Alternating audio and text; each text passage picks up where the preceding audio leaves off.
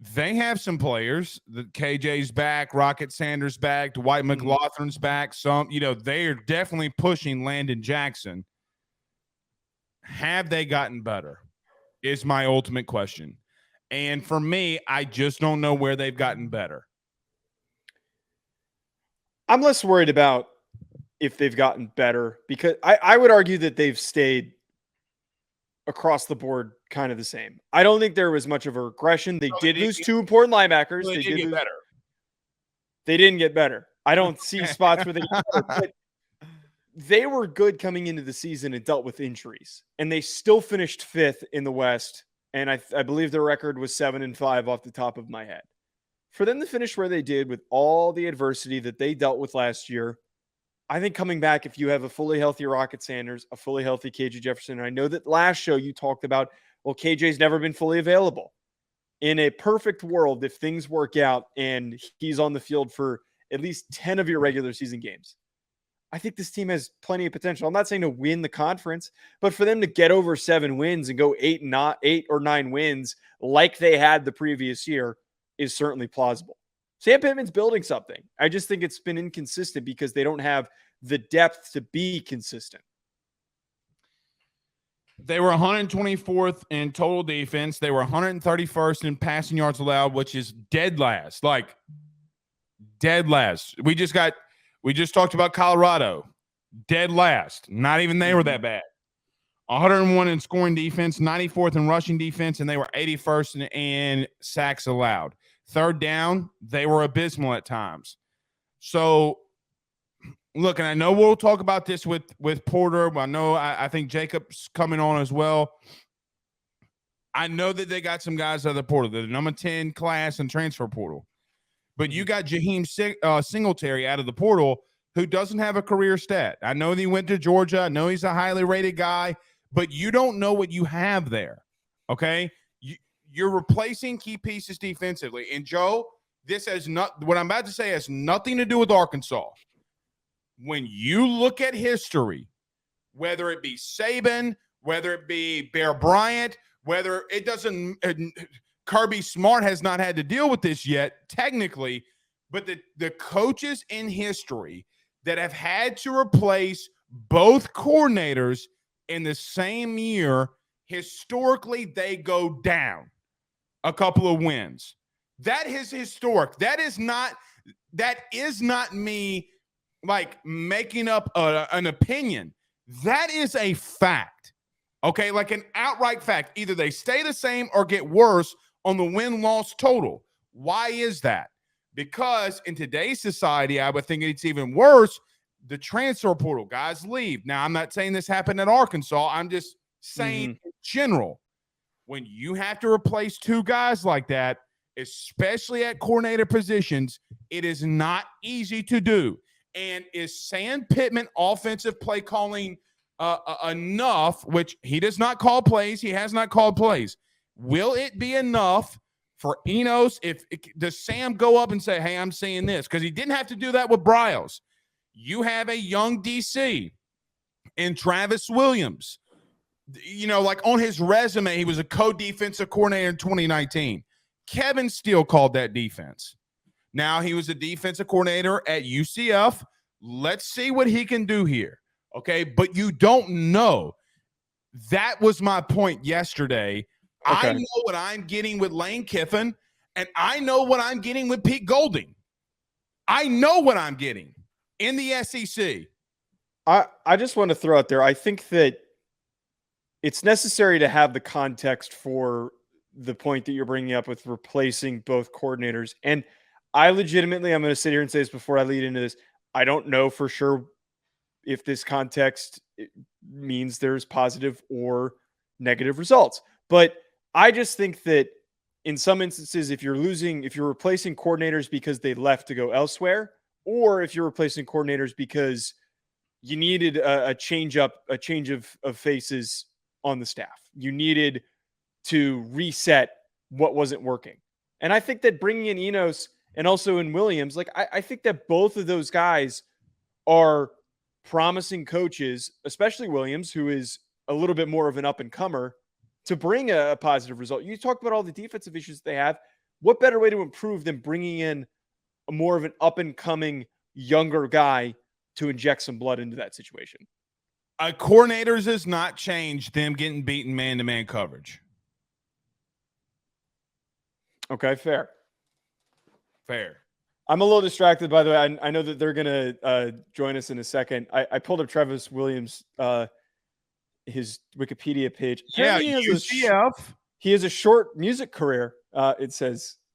Oh, really? He was a rapper for a very short period of time. Does he have an album? Here's the only sentence on it. Williams is also a musician and rapper. He has released many demos and songs, including the unofficial pickup song of the Auburn football team, Tiger Walk. Oh, yeah, that's him. I guess. Well, maybe you can make an Arkansas rap song about our next guest. Okay. What do you think about that? I think it should start off like this. Here comes Paul Skeens. He's going to pitch tomorrow. He has a lot of strikeouts. I don't know how I'm going to end this, but nevertheless, like I told you in the beginning of the show, LSU Arkansas baseball tomorrow, 4:30. It goes down, Joseph. I hope you guys win. I hope a good game for both sides. You sound like a grandmother. I hope both teams win. I just hope they have fun. That's you sound like Travis and Jason Kelsey's mom wearing a split jersey. All right. Yeah, because I can't fully admit I'm rooting for LSU. That's why. Ooh, okay. Hot words. Let's bring in Jacob. Let's bring in Porter. Let's talk to him next. Monday, Joe and I were just discussing our SC West, and I got some pushback from a lot of people of having the Hogs in that middle tier group. Where am I wrong? Where am I right from what I was talking about on Monday? Porter, you go. From what I was hearing y'all talk before we come in, there's a lot of talk about the OCs and replacing 2 fresh OCs in your DC. Enos has been here before, and I've talked with Jacob. Bielema had Pittman and Enos, and they both kind of went off done their own thing. They're back together now, and I think both of them have something to prove because they had things rolling before Bielema crapped the bed and started just getting an extension after a Texas 6-5 winning against a Texas that was 6-5, and then he goes off on his being Brett Bielema show, and he kind of went off the wagon on when it meant to be in a coach. So now you got those guys back. Now you're looking at last year. It showed that there was a lot going on inside that locker room. We don't know the details, but there was definitely something going on. And then you got Browse. He had half his foot out the door on where he was going to go to State or was he going to go to Miami. And he ended up at TCU. So how can you really fault the team in KJ in doing what he did with a OC that his foot's halfway out the door? Now you've got somebody coming in who knows how to run the program. So yes, it is Enos's first year, but he is familiar with Pittman. They mesh, they've worked together, and then you bring in the DC, like Joe said, up and coming, and all it takes is one little thing to get things rolling to where, and you look at how the schedule kind of sets up this upcoming year, where you have 3 games before you go to LSU. It sets it up to where you can easily, things go your way, you can have a good season. That's the way I see it. It can be done. Look what Pittman done in the 9-3 year, 9-4 year. Things fell the way they fell, and they end up winning 9 games. Look at last year. Things didn't go their way. They go through the gauntlet. You lose to Liberty by 2 points. You lose to LSU by 3 points. You lose to Missouri by 2 points. Yes, if they win those games, does Browse stay with Arkansas? Does Odom stay at Arkansas? And where are we at this year? We can go what if about any team, but those signs of with all the drama, they could have very well still won 2 of the 3 of those games and been looking at 8-4, 8-5 season. Jacob, just to let you know, so when you came out with your post of the Hogs going 11-1, so on our message board, we had 900, 800, 900, 980 something Okay. I'm like messing up in my brain what I'm trying to say. But over 900 freaking comments on your post. You said the Hogs were going 11-1. Can you justify for me? Okay. This is just like the third straight year I've actually done this, where I just like troll everybody. But I did pick Arkansas. Just to admit it. Look, man, I trolled a bunch of Alabama fans last year when I said Drew Sanders over Will Anderson, But listen, so I did think of a scenario here. I did think Arkansas either like wins. I think they can win in Baton Rouge just because you have a senior quarterback. You have a outstanding first round talent at running back. You have an offensive line that I think is very much or way more talented than what they have been in the past. They lost a lot of seniors, but they're going to be young, and we know how a young offensive line looks. But they're under the guru Sam Pittman. You bring in 3 wide receivers from the transfer portal that are rangy. Nobody, lightly recruited coming out of high school, but everybody wanted them coming out of the transfer portal. You got Isaiah Satania there, too, as a redshirt freshman. A guy that's a speedster, a guy that's a track star. He showed off in the spring game along with Sam Bakke, who was also a redshirt freshman. You look at the defense, the front 7, I think, are going to be able to are capable of rushing the passer, being able to do a few more stunts and a few more crazy things, be more physical, be more aggressive than what they have been. Because I think they're going to be able to do that just because the back end of the defense has got to be better. Like they were ranked 131st. And that's a lot of the reason why Barry Odom was basically shown the door. Like I don't think it was more of him having to find a job, compared to He was told. Yeah, Right. to find a job. Yeah. So I think Arkansas, you look up and down the schedule, they start 3-0. You go into LSU and, maybe you knock them off.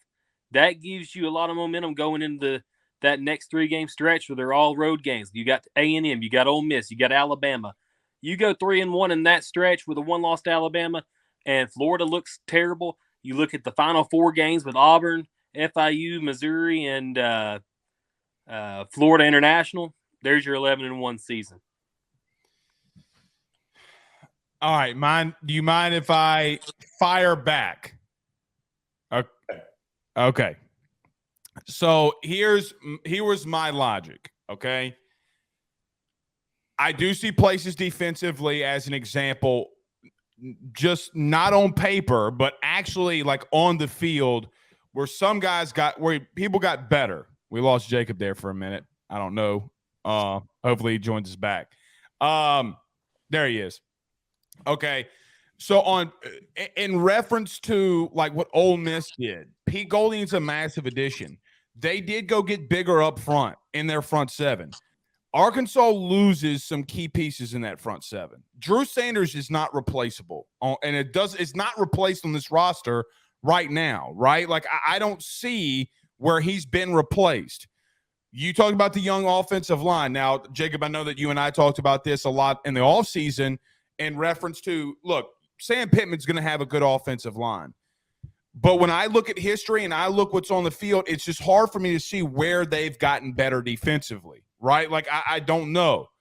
So that was my pushback. If I just don't know if Travis Williams can come in there and push them to a level that maybe they can get back to that 9-4, maybe even 10-2 range like they want to. That was my logic, I guess, y'all's rebuttal on that.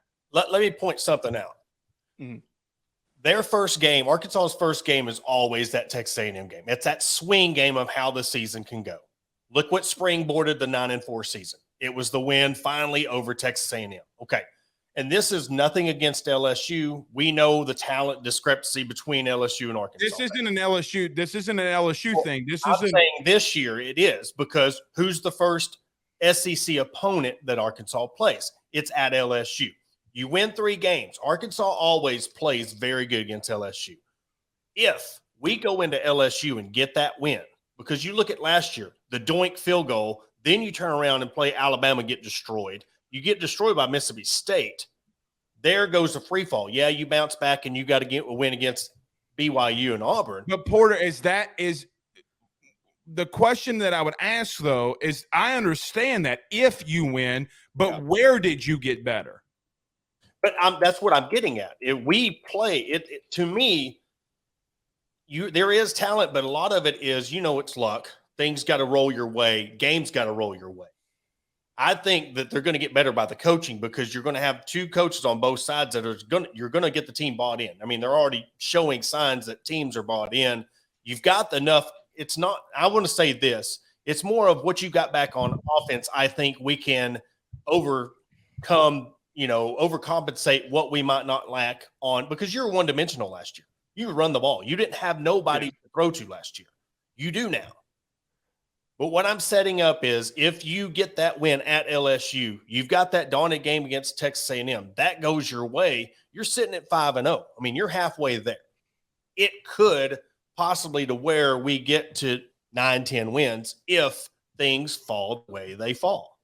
See, I agree with Porter, the point that you made about the run game. Like the fact that KJ, and assuming that he's fully healthy, which I said earlier, and then Raheem Sanders is quite possibly second best, if not maybe one of the best running backs in the SEC, right next to Quinshon Judkins.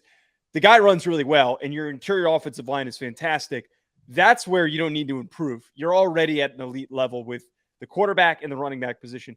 I just think we're off on not on the same page here. It's just, I think that trying to beat LSU is not like it's been in the past. This LSU team is really freaking good. And I'm not just saying that to appease Blake over here and make him feel good, because he knows I shit talk LSU every chance that I get. Every goddamn day.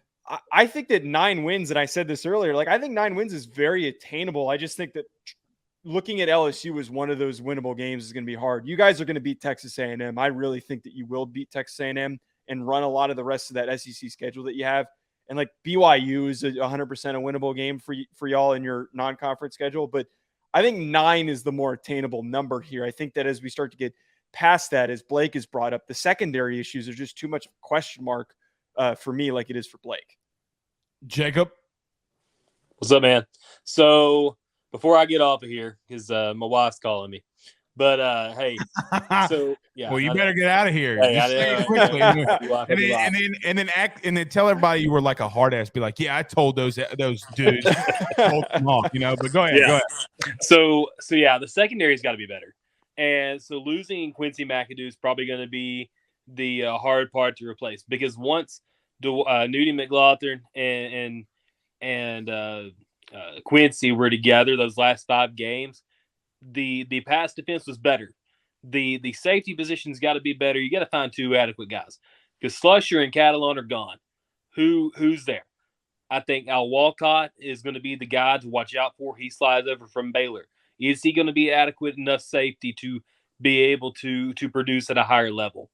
That is my only question. Is he the only guy we got? And they've got to build up some depth behind there. I think they have 2 more spots in the transfer portal that they can add. That is my biggest issue here, is if they can find a way to move and maybe cross-train the secondary to play every position. I think that's the only way Arkansas's defense is going to be any better than what it was in the past defense from a year ago. And Jacob, that's why I put them going exactly where they were, right? Like what you said was just the reason, that's it. It's not because you can't attack them offensively. Where are you going to attack them offensively? But thank you, Jacob. But Porter, I don't know what. And here's another thing, and we've talked about this, or at least Joe and I talked about this on our last show. You're a KJ Jefferson injury away, like last year, from arguably being the worst in the West. I totally agree. Agree. Wait, now that Hornsby's gone, who is that next guy up? Chris will, the guy that he's from Arkansas, went to North Carolina, and then he ended up coming back. But here's another thing we got to think about. Odom didn't want to adjust. There was no adjustments or anything when it comes to halftime.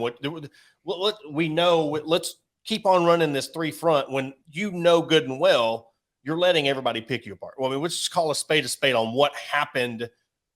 You got linebackers that are just beat up.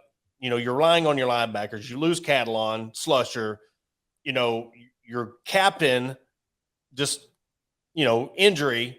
doesn't come back. That all plays into who are you going to lean on when it comes to a season. You got Chris Paul, Boo Paul right now this year. You've got a leader that someone can lean on. You didn't know who that was last year. That's a big part of when it comes to what they're going to do on defense. And you've got a coach that is at least willing to adjust. And everybody in the comments is saying, well, Arkansas, and I'm not saying Arkansas is going to beat LSU. Coming off the Liberty loss, it was a 13-10 game. It wasn't like LSU blew out Arkansas. Yeah, but you still lost, though. Still lost. At some point, game. That game is always a tough game. Yeah, but Porter, I think my point though is that at some point, I'm saying 8 wins. You know that cousin that's always at Christmas that you kind of like, but he's kind of always full of shit. Okay. Arkansas is that cousin that's always kind of a little bit full of shit and like, yeah, I'm doing this business deal, that business deal. I got this amount of money. Like they're always going around. And every single year it's something new. Okay. Oh, well, they got this, and this. At what point does Sam Pittman have to prove it? Like, I know that you went 9-4 that one year, but defensively, I have massive questions. If you think that you can go into LSU and win, if you think you can go against Alabama, and quite honestly, I'm just going to throw this out there, are you sure you can beat A&M? Because I saw where A&M got better on talent-wise. Well, and coming from an Arkansas perspective, are we even for sure that we could beat Missouri? I mean, listen, Joe, tell me if I'm wrong here. Tell me if I'm wrong. Porter, with all God's honest truth, they return the most production in the East. Like, they're not a slouch, okay? So when you have dudes, and I look at this, okay, well, you're playing Missouri, and I'm like, what? I mean, because Blake Baker's defense, they're a really damn good defense. They were a year away, and I think Eli can maybe get some things going. It just, when it comes to me, look, now, this is the only kicker that I told Joe on the last show. If KJ leads them there, all this is off. If he can finally break out, all bets are off. Okay? Because he can lead you back to a place where you need to be because you run the ball too damn good. You can be the LSU from a year ago because you run the ball so damn good. And it's not like KJ was a bad passer either. He completed 68% of his passes, and he had 20-plus touchdowns. So that's not a slouch in and of itself. I'm just saying, when I look at it on paper, I can't see it, Porter, defensively. And that's fine, because there's nothing to prove off of because – how much they've lost. I mean, we can't sit here and predict what they're going to do on defense. That's why I'm bringing the offense into it, because last year KJ got hurt because it was a one-dimensional offense. It was him run, him bail out, him run. Even when he passed, look at that one play last year where he passed and then he had bail out and then run 20 yards. I mean, he actually has targets to throw to, and I've told Jacob this. If people have to really start respecting Arkansas in the passing game, and they have to respect the running game too, now they have to respect both aspects of your offense, and they're going to score more points. Well, yeah, I think that go ahead, Joe. Go ahead. I was just going to say that I think that this offense is going to be a lot more well-rounded. One guy that's not really brought up is that they added this receiver, Anthony Armstrong, who's from Texas A&M Commerce. I know that Blake's probably going to roll his eyes bringing up an FCS guy coming into this program, but the dude was productive. Like, the dude can move for a 6'5" player. But Joe and Porter, I don't mean this in the wrong way. It's going to get tilted to LSU. Didn't have a catch against Cy Alexander, though. Did he not? No. I watched that game fully. So, again, you have two FCS portal guys that transferred to the SEC, and arguably the best Southland Conference receiver a year ago got shut down by the LSU guy. Who's trying to throw him the football, though? Hold on. It's not just LSU. You have Bama that got better at corner. You have teams like Florida that went into the FCS and got some dudes. They got better defensively in the secondary. So, again, where is that playmaker on the outside, too? I think it can be Armstrong, man. Like this is the closest thing that they have from losing Traylon Burks. I'm I not don't saying that he disagree. is. You can ball now. I'm not saying he is, but I think he's got some potential. I mean, he's got some juice. Do y'all keep hearing my shoulder pop? No. Every time I do like this, it's like "Pra-ta-ta-ta." It's like it sounds like a damn machine gun. All right, Porter, last thing for you, bud. Well, you know what? I was gonna ask you to give us a record, but we're gonna bring you on before that anyway, before the season. So I kind of feel like it's a little wore out. What you think happens tomorrow baseball wise? LSU, Arkansas. Boy, it's tough because I mean you got to tip your cap to both teams. I mean both teams are playing. I agree, man. Very well. And this is where I'm going to give the edge to Arkansas is because on Skeensy. Oh yeah. Because okay. You got the coach of the year with what he's done in all the injuries they faced. You got Diggs that is the most clutch hitter in the country right now. Just what they've been able to do, and you've got your good pitcher, but we've also got a good closer in Wood. I mean, we got a lockdown closer that can come in, shut the door.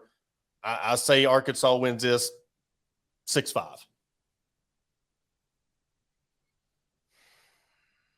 They would have done something that nobody's done all year, which I'm not saying it's not plausible, but Paul Skeens is a dude. I won't go 5-6. I think it's a 3-2-ish type game, personally. Maybe 4-2. If both of these pitchers are going to do what I think that they're going to do, I think it's going to be a lot. I don't think these bats are going to be at it. Now, you never know, man. It's Hoover. I mean, I've once seen Missouri take down Vandy, and it wasn't pretty. So, all right, Porter. Appreciate Tell them where they catch all your stuff, though. Tell them where they can catch all your stuff. You can catch us at the Hawg Talk on Twitter, Facebook. We got YouTube, Instagram, anywhere you can find us. We're there at the Hawg Talk. I'm at Porter_HTPSC. And then at Jacob Scott Davis. We're on live every Sunday and Monday with 2 shows a week. Always good to come chop it on with y'all and talk some shit. Of course. Thanks, Porter. Anytime. Go Kim Mulkey. All right. That's Porter Hayes. Dude, they're great, man. They know their stuff, dude. Yeah. Joe, just for me, man. Just for me. Like I said, I can't get past – I can't get past, but you can say the defensive stuff, right? Is that what you're going to? Yeah, Joe. Well, I get that. So, how much better are they going to get defensively? And let me ask you this: are they going to go from 131st in the country to in the 80s at minimum? Joe, they'd have to climb 4. It would be a miracle. It would be a miracle for them to get better defensively in the secondary, man. And I'm not saying it's not possible. Well, let me counter this. I think that there's only one direction to go for them for how bad they were last year. No crap, Joe. There's no other teams to go below than. They're gonna improve. It's just a matter of like how much of an improvement is necessary to get over that 7-win margin. They're gonna have to win some shootouts. Like that's what it's going to take. They're going to have to win some high-scoring games, or they're just going to have to do what they tried to do last year and run the football. Right, play defense by running the clock. Like that's exactly their best way to accomplish. And it doesn't mean and Joe, you know what that doesn't mean? That doesn't mean you go less miles slow.